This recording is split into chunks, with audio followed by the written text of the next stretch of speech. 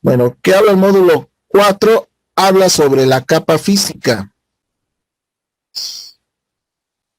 Y aquí vamos a ver el propósito de la capa física, características de la capa física, cableado de cobre, cableado UTP, cableado de fibra óptica, medios inalámbricos.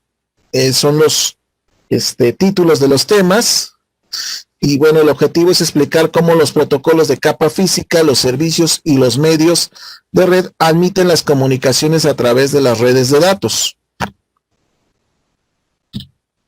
Bien. El propósito de la capa física, la conexión física. Antes de que pueda ocurrir cualquier comunicación de red, se debe establecer una conexión física a una red local.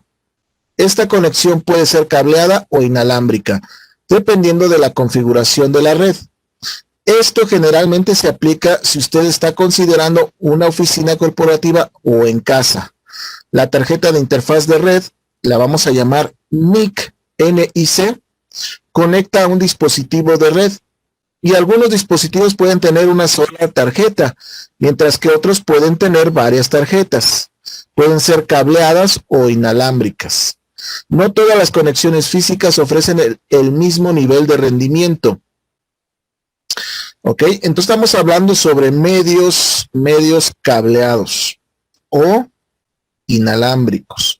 Si son medios cableados, puede ser a través del cable de 8 hilos de 4 pares que llamamos UTP, o fibra óptica o coaxial, que ya está en desuso. Y también tenemos en forma inalámbrica señales de Wi-Fi, señales de radio, Bluetooth. ¿Sí? Ok. Bien, entonces la capa física, que es la primera capa del modelo OSI, transporta bits a través de los medios de red, acepta una trama completa de la capa de enlace de datos y la codifica como una serie de señales que transmiten a los medios locales. Este es el último paso en el proceso de encapsulación. El siguiente dispositivo en la ruta destino recibe los bits y vuelve a encapsular la trama y luego decide qué hacer con él. ¿Ok? Entonces estamos hablando de señales, estamos hablando de bits, y acuérdense que bits es la unidad fundamental del almacenamiento lógico, y puede ser un 1 o un 0. Y en señales, pues puede ser una elevación de la señal o una transición, y eso representaría un bit. Y bueno, 8 bits es un byte. ¿Sale? Bien, entonces estas señales van a viajar a través de un medio.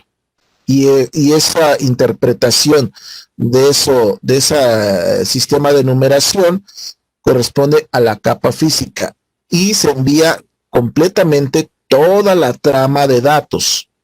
¿Sí? Entonces aquí estamos hablando de tramas, estamos hablando de señales. Características de la capa física. Tenemos estándares en esta primera capa del modelo OSI, de las 7 capas. Y bueno, aquí es donde tenemos la implementación del hardware, ¿sí? Y tenemos varios estándares aquí. El ISO, el EIA-TIA, de las asociaciones de ingenieros en telecomunicaciones y eléctricos, los ingenieros, las organizaciones en telecomunicaciones, la I2T, la ANSI, la IEEE, el Instituto de Ingenieros Eléctricos y Electrónicos. Todos ellos se reúnen para crear estándares para la capa física. Entre ellos, pues un estándar es el conector, el cableado, del cual vamos a hacer alguna práctica para armar y ponchar un cable, en este caso directo y cruzado. Los estándares de la capa física abordan 3 áreas funcionales: componentes físicos, codificación y señalización. Cuando hablamos de componentes físicos nos referimos a lo tangible, que vienen siendo conectores, que vienen siendo cables, que vienen siendo señales. Cuando hablamos de codificación, hablamos de cómo vamos a empaquetar esa información en un orden. Y cuando hablamos de señalización, estamos hablando de cómo vamos a interpretar y enviar estos bits a través de una trama de datos. Entonces, los componentes físicos son los dispositivos de hardware, medios y otros conectores que transmiten las señales que representan los bits. Los componentes de hardware, como la tarjeta de interfaz de red NIC, conectores y materiales de cables y diseños de cables están especificados en estándares asociados con la capa física. Y aquí tenemos una imagen que habla sobre estas interpretaciones de estos números binarios del 0 y el 1.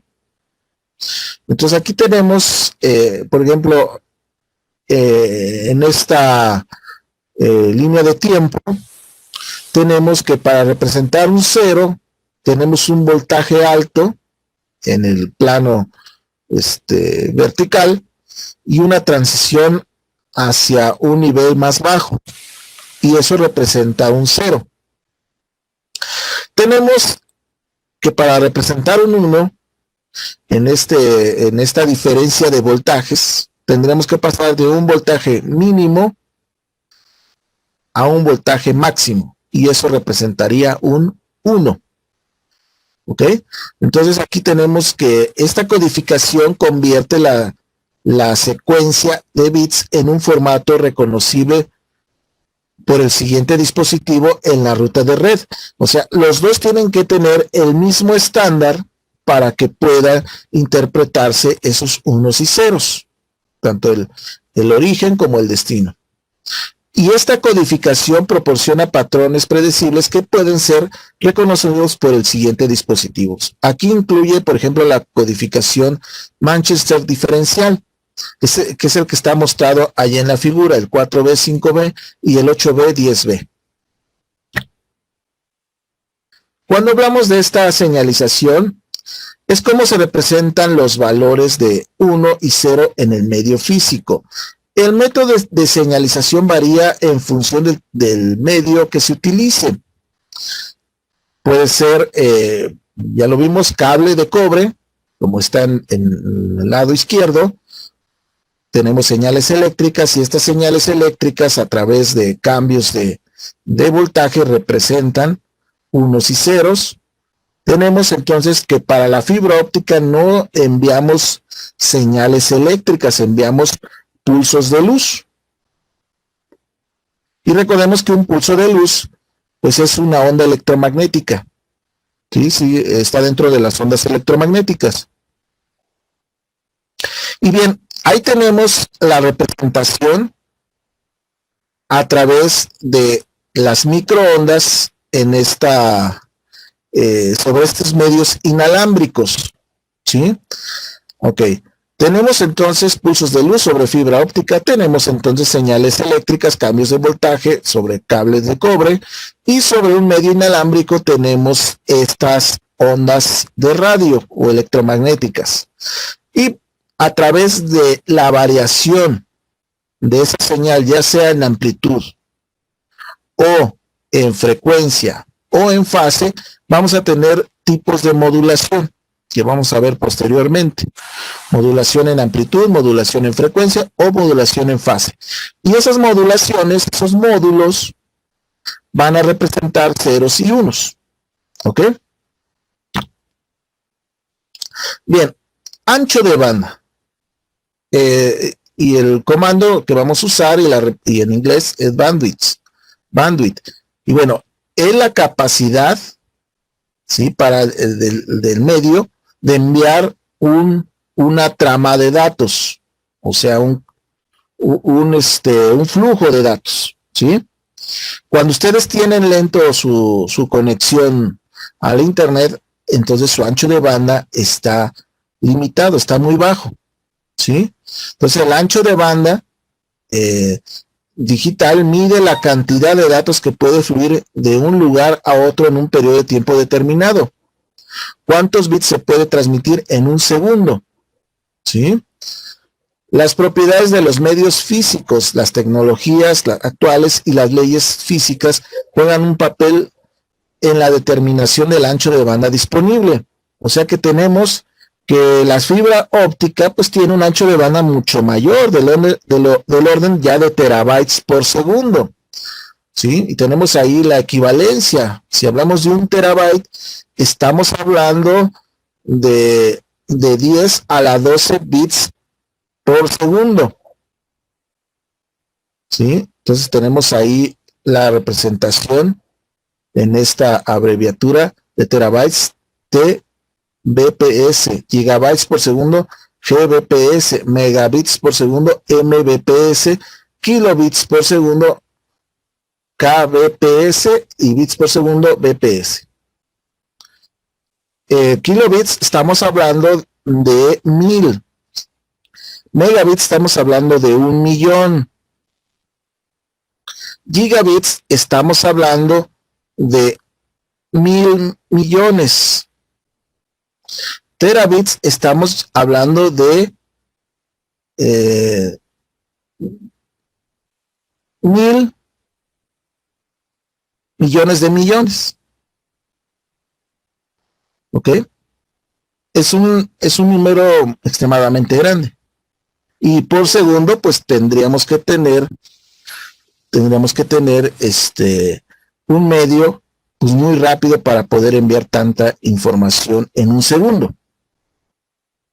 ¿Sí? Entonces tenemos para medios eléctricos, el orden está hasta los gigabits por segundo, y para medios ópticos tenemos terabits por segundo. Terminología de ancho de banda, latencia, cantidad de tiempo, incluidos los retrasos para que los datos viajen de un punto a otro. O sea, es tiempo, la latencia lo vamos a considerar el tiempo. Desde que sale el paquetito, pasa por un dispositivo y vuelve a salir. El rendimiento, la medida de transferencia de bits a través de los medios durante un periodo de tiempo determinado. Capacidad de transferencia útil, la medida de los datos utilizables transferidos durante un periodo de tiempo determinado. Esas son las terminologías que vamos a usar. El rendimiento, sobrecarga de tráfico, también está dentro de la transferencia. Rendimiento, que es los bits a través del medio durante un periodo de tiempo, y latencia, el tiempo en lo que un paquetito entra a un dispositivo y sale. Cableado de cobre. El cableado de cobre es el tipo más común de cableado utilizado en las redes hoy en día. Es económico, fácil de instalar, tiene baja resistencia al flujo de corriente eléctrica, pero tiene también limitaciones. La atenuación. Cuanto más tiempo tenga que viajar las señales eléctricas, más débiles se vuelven. O sea que tenemos una distancia recomendada a través de un estándar. Para el cable UTP, su distancia es de 100 metros. También tenemos que la señal eléctrica es susceptible a la interferencia de dos fuentes principales, que pueden modificar esa señal, la pueden distorsionar. Estamos hablando del EMI, la interferencia electromagnética, y el RFI, la interferencia de radiofrecuencia. Y el crosstalk, que es cuando un par interfiere con otro par, porque ambos están enviando información y producen una interferencia. Tenemos la mitigación. El estricto cumplimiento de los límites de longitud del cable mitigará la atenuación. Algunos tipos de cable de cobre mitigan el EMI, o sea, la interferencia electromagnética, y el RFI, la radiofrecuencia, mediante el uso del blindaje metálico y conexión a tierra. Cuando hablamos de blindaje, nos referimos a una malla que va a recubrir el cable. ustedes lo han visto en el cable de televisión. Esa mallita que tiene rodeado a un hilo de cobre en el centro, esa malla se llama blindaje. Algunos tipos de cable de cobre mitigan la diafonía girando cables de par de circuitos opuestos juntos. O sea, el trenzado, ¿eh? Tenemos aquí los tipos de cable de cobre. Tenemos el UTP, donde tenemos 8 hilos, 4 pares de color diferente, uno azul, uno naranja, uno verde y uno marrón o café. Y tenemos el cable STP, que es el que tiene el trenzado, pero tiene una malla de recubrimiento, ¿sí? Apantallado, como le llaman, y el otro es sin apantallar. O sea, no tiene, el cable UTP no tiene ese recubrimiento, esa mallita, ese blindaje, y el cable STP sí lo tiene. Al igual que el cable coaxial sí tiene también esa malla, ese blindaje o ese apantallamiento de las señales. El cable coaxial es un solo hilo. Ok, tenemos el par trenzado sin blindaje, UTP. UTP es el medio de red más común.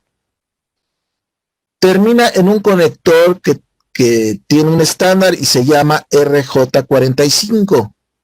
Interconecta hosts con dispositivos de red intermediarios.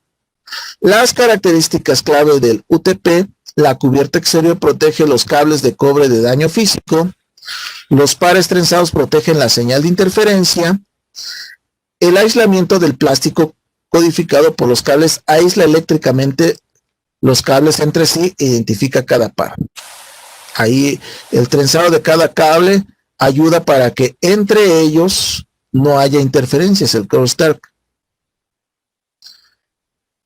Tenemos el par trenzado blindado. Es igual que el UTP, pero tiene esa protección, ese blindaje contra el ruido de producto de las interferencias electromagnéticas o de la radiofrecuencia, como lo comentamos. Entonces, esa cubierta exterior protege de esas interferencias, pero también protege a los cables. Y después también tiene un aislamiento de plástico, ¿ok? Y los colores son los mismos, excepto que ahí podemos también interconectar la malla al sistema de tierras.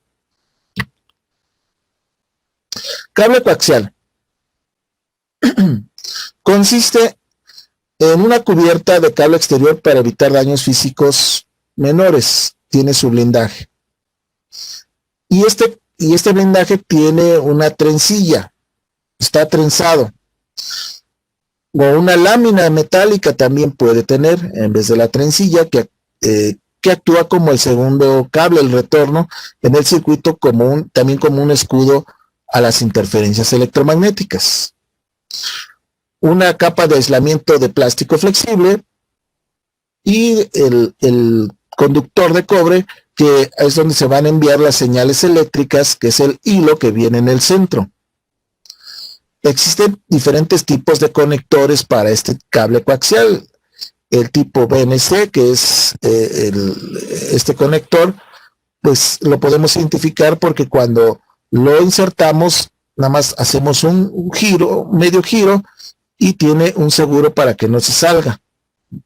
De la naval de Inglaterra fue diseñado.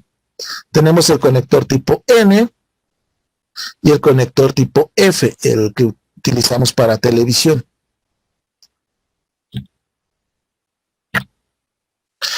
Propiedades del cableado UTP. UTP tiene 4 pares de alambres de cobre codificados por colores, trenzados y encerrados en una funda de plástico flexible. No se utiliza blindaje. UTP se basa en las siguientes propiedades para limitar la diafonía. Cancelación. Cada cable en un par de cables utiliza polaridad opuesta. Un cable es negativo y el otro es positivo. están retorcidos juntos, los campos magnéticos efectivamente se cancelan entre sí y también eliminamos la interferencia electromagnética y de radio. Tenemos la variación en giros por pie de cada cable se tuerce en una cantidad diferente, lo que ayuda a evitar la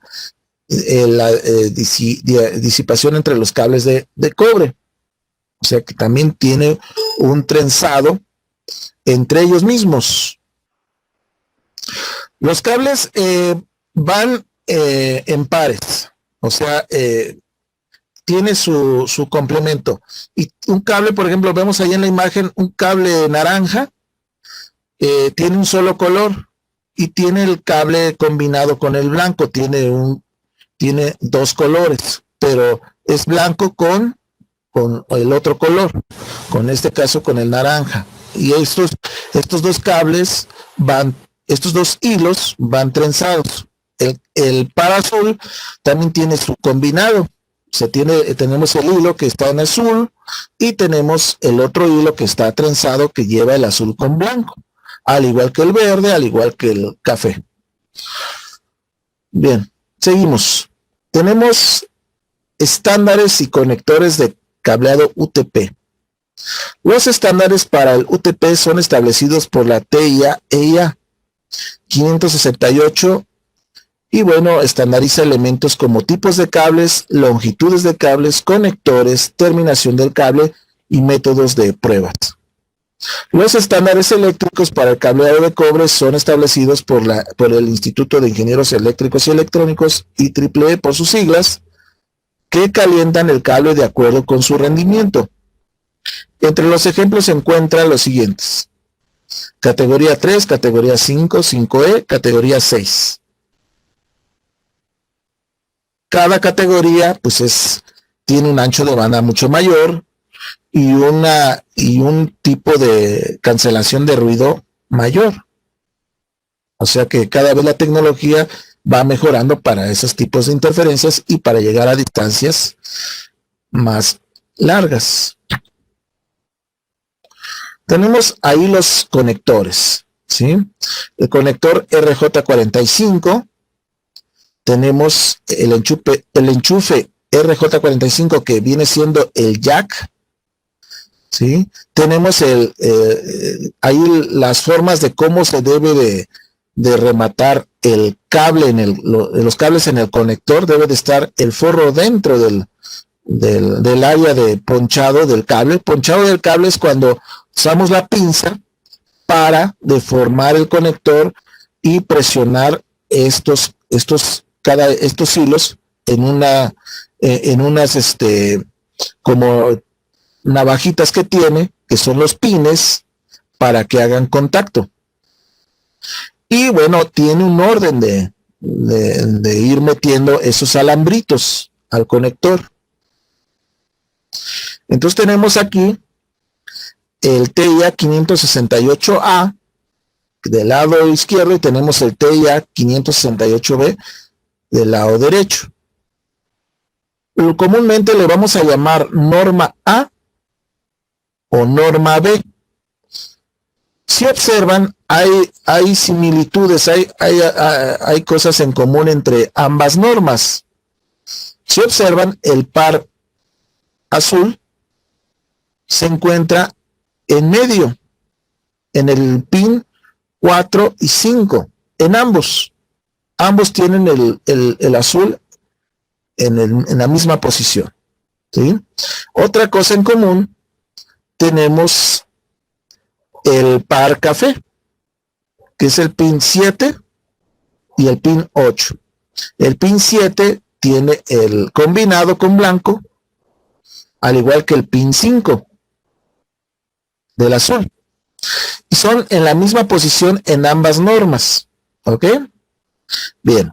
Otra cosa en común que tienen es que los números impares, por ejemplo, el pin 1, el pin 3, el pin 5 y el pin 7, son combinados, tienen blanco con algún color en ambas normas. Ahora, ahí ya vamos aprendiéndonos pues no de memoria, sino a través de estas observaciones, que son cosas comunes entre ambas normas, pues ya nada más nos restaría aprendernos de memoria que la norma A, el TI-568A, empieza con el par de color verde. El pin 1 y pin 2 es verde. El 1 es el combinado y el 2 es el verde. La norma B empieza con el naranja. Igual el 1 combinado y el 2 es el naranja. Nos resta nada más un color. ¿Sí? Si estamos en la norma A y ya usamos el verde para el inicio, pues nos resta nada más el naranja, que observen que abraza al color azul. Tenemos el 3 que es el naranja combinado y el 6 que es el naranja. Y en la norma B ya usamos en el 1 y 2 el naranja, entonces restaría nada más el verde que abraza o está rodeando al cable azul, al par azul. ¿Ok? Eso es para aprendernos las normas fácil, ¿no? Ok. Ahora, tenemos tipos de cables de acuerdo a los dos extremos. ¿Sí? Estos conectores van en cada extremo del cable. Tenemos el cable directo de Ethernet, donde tenemos en ambos extremos la misma norma. Podemos tener un cable directo, norma A y norma A en ambos extremos, o un cable también directo, norma B y norma B en ambos extremos. Aquí es para conectar host a un dispositivo de red, o sea, dispositivos como su computadora, su laptop, a un dispositivo de red que puede ser un switch o un router inalámbrico. En la parte de atrás tiene algunos conectores. Bien, tenemos el cable cruzado o crossover o Ethernet crossover.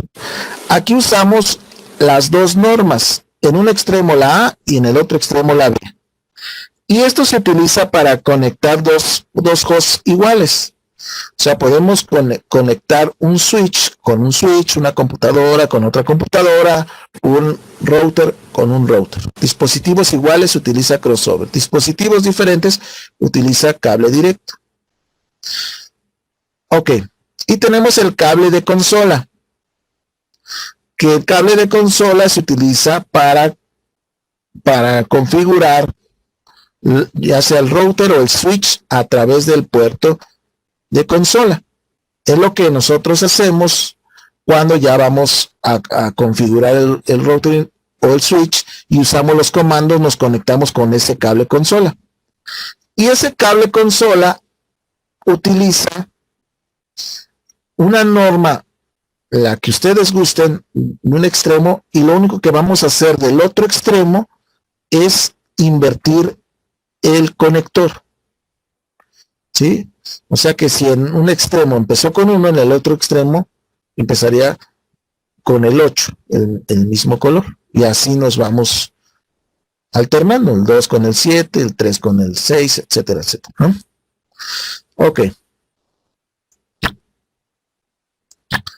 Cableado de fibra óptica. Cuando hablamos de fibra óptica nos referimos a un hilo de vidrio o de plástico, el cual pues tiene la propiedad de que por este hilo conduzca la luz. Y gracias a la reflexión total y las propiedades físicas de la luz, puede viajar a distancias considerables. Si una fibra está extremadamente delgada y tiene una técnica de fabricación muy alta, puede llegar al orden de kilómetros. ¿Sí? Le vamos a llamar ese tipo de fibra monomodo. Y tenemos una fibra más rústica, sin tanto tecnología para la fabricación, le vamos a llamar multimodo y llega al orden de metros. Y se utiliza más que nada para transmisiones locales. No es tan común como el UTP y es un poquito más cara que el UTP. Es ideal para conexiones de alta velocidad, cuando requerimos tráficos con demasiado flujo de información. Eso le vamos a llamar conexiones principales o troncales o backbones. Se utiliza la fibra óptica. Tenemos propiedades del cableado de fibra óptica. También estas propiedades, como la reflexión total, la difracción, la reflexión, nos ayudan o ayudan al haz de luz a poder ir avanzando, rebotando entre las paredes del núcleo para avanzar hasta kilómetros. Tiene una curvatura máxima, ¿sí? Para que no se pierda o se atenúe esa señal de luz. Es menos susceptible a la atenuación y es completamente inmune a las interferencias electromagnéticas o de radiofrecuencia. Hecho de fibras flexibles, finas, de vidrio muy puro, de sílice por lo regular. Cuando tenemos enlaces pequeños en distancia, se utilizan LEDs para codificar los pulsos de luz y fibras multimodo. Para llegar a distancias considerables del orden de los kilómetros, ya utilizamos el láser, que es un tipo de luz en un color o en una frecuencia con una intensidad más grande. El cable de fibra óptica actúa como una guía de onda para transmitir luz entre dos extremos con una mínima pérdida de señal. Entonces tenemos ahí la fibra monomodo y la multimodo o de modos múltiples, como les comentaba. Tenemos ahí en la monomodo un núcleo muy pequeñito y en la otra tenemos un núcleo más grande. Utiliza láser, costosos láseres, la fibra monomodo para poder llegar a distancias más grandes. Y la fibra de modos múltiples o multimodo utiliza LEDs menos caros y obviamente que se ve limitado en distancia. Y llega hasta el orden de los 10 gigabits por segundo. La dispersión se refiere a la extensión de los pulsos de luz con el tiempo. El aumento de la dispersión significa una mayor pérdida de la intensidad de la señal. Tiene mayor dispersión las fibras monomodo que la multimodo. Y una distancia máxima, la multimodo, de 550 metros. O sea que por esa dispersión por esa mayor dispersión llega a menos metros la fibra de modos múltiples o multimodo. Uso de cableado de fibra óptica.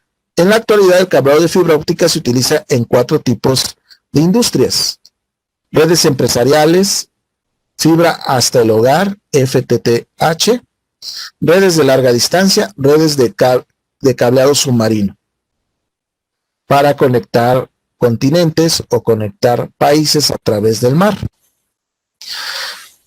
Y las redes empresariales pues, se utiliza principalmente en el cableado principal o backbone y dispositivos de infraestructura de conexión entre switches de alta velocidad. La fibra para el hogar se utiliza cuando tenemos anchos de banda, un proveedor de servicios con un buen ancho de banda, y bueno, siempre activos en hogares y pequeñas empresas. Eso depende mucho de proveedor, quién te va a ofrecer el internet. Te puede llegar hasta el hogar, hasta tu hogar, a través de conexión de fibra óptica, y obviamente pues vas a tener un ancho de banda mucho mayor. También en esas redes de larga distancia se utilizan para conectar países y ciudades. Estos troncales principales, como en México corre uno desde Tijuana hasta Yucatán, pues ahí lleva el tráfico de telecomunicaciones principal. Y el cable submarino, como lo comenté, es para conexiones entre continentes, y el cable se hunde en el mar y sale en las costas de un país y llega a las costas de otro país. Tenemos ahí tipos de conectores de fibra óptica. El de punta directa ST, los conectores Lucent Simplex LC, conectores de suscriptor SC, conectores LC multimodo duplex. Y lo que cambia pues es la forma del conector y también cómo tiene el corte en la terminal de la conexión del hilo de fibra con la parte que va a transmitir la luz hacia el dispositivo. Hay cuadrados, hay unos que tienen seguro, otros tienen otro tipo de seguro. Y pues los más comunes, pues es el Simplex LC, ¿sí? O SC, es el que más se utiliza. Tenemos aquí los cables o cordones de conexión de fibra. Cable conexión SC-SC, multimodo. Cable de conexión LC-LC, cable de conexión ST-LC, cable de conexión ST-SC. La cubierta amarilla es para cables de fibra monomodo y naranja para cables de fibra multimodo. Entonces los que tienen cubierta amarilla son para cables monomodo y los de naranja para cables multimodo. Y tenemos diferentes tipos de conectores para conexiones diferentes. Podemos tener en un extremo un tipo de conexión y en el otro extremo otro, dependiendo qué dispositivos, qué puertos tengan los dispositivos que vas a conectar. Aquí tenemos la comparación de fibra contra cobre. Entonces la fibra óptica se utiliza principalmente como cableado de red troncal para alto tráfico punto a punto, conexiones entre instalaciones de distribución de datos para la conexión de edificios o campos multiedificantes.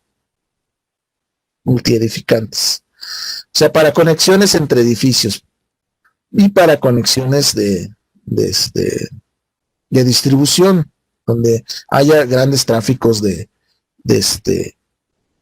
información.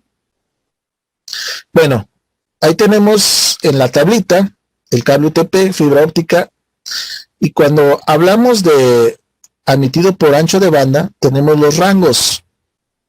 ¿Sí? Se observan, el ancho de banda para el cable UTP es de 10 megabits por segundo a 10 gigabits por segundo, y en el cable de fibra óptica es mucho más alto, de 10 megabits por segundo a 100 gigabits por segundo. La distancia, ahí tenemos considerable, ¿verdad? El orden hasta 100 metros para el cable UTP, y el cable de fibra óptica hasta 100 kilómetros podemos llegar, ¿sí? Tenemos una inmunidad ante las interferencias eléctricas o de radio, muy baja para el cable UTP y alta para el cable de fibra óptica, o sea, casi es inmune, o todo inmune, dependiendo. La inmunidad a peligros eléctricos para el cable UTP es baja y alta, o sea que no conduce electricidad el cable de fibra óptica. Los costos para cable UTP pues es bajo, ¿sí? Y muy común de conseguir el cable UTP y los conectores, y para cable de fibra óptica pues el costo es mucho mayor, tan solo para conseguir el material y la herramienta que se utiliza para hacer esas conexiones. Las habilidades de instalación para el cable UTP, que ustedes van a adquirir esa habilidad, ¿sí? En el laboratorio, ya cuando estemos en el laboratorio, es bajo, pero en fibra óptica es más alto. y se requiere herramienta más sofisticada. La precaución es de seguridad más bajo para el cable UTP y para cable de fibra óptica es más alto. Medios inalámbricos. Tenemos que las propiedades de los medios inalámbricos, hablamos de las conexiones inalámbricas, donde se transportan señales de radio electromagnéticas y estas señales representan dígitos, ya sea para frecuencias de radio o microondas, estos dígitos de unos y ceros binarios, y proporciona la mejor opción de movilidad. Aquí tenemos una gran ventaja con respecto a los medios cableados, ¿verdad? Que podemos tener la movilidad. Los números de conexión inalámbrica siguen aumentando. Algunas de las limitaciones de la tecnología inalámbrica es el área de cobertura. Ustedes se salen de su área de cobertura Wi-Fi y pues ya no tienen conexión a la red y a internet. Entonces también hay interferencias, pueden tener por ahí algunos vecinos o alguna fuente de radio que esté emitiendo ruido y tenemos interferencias. Entonces esas interferencias pues, pueden interrumpir las conexiones. También la seguridad, la cobertura de las comunicaciones inalámbricas no requiere acceso a una cadena física de medios, por lo que cualquiera puede acceder a la transmisión. Y ahí lo que se utiliza en la seguridad para estas redes inalámbricas, pues es la encriptación de estos datos, la codificación, ya que cualquier dispositivo pudiera captar esa onda que viaja en el espacio. Lo que se trata es que no la pueda cifrar, no la pueda leer. A diferencia del cableado de conexión fija, ¿verdad? De las conexiones alámbricas, que requeriría alguien poder meter el cable en el puerto de la red local. Las wireless LAN, las redes inalámbricas LAN, de medio compartido funcionan semiduples, lo que significa que solo el dispositivo puede enviar o recibir a la vez. Muchos usuarios que acceden a la WLAN simultáneamente resultan en un ancho de banda reducido por cada usuario.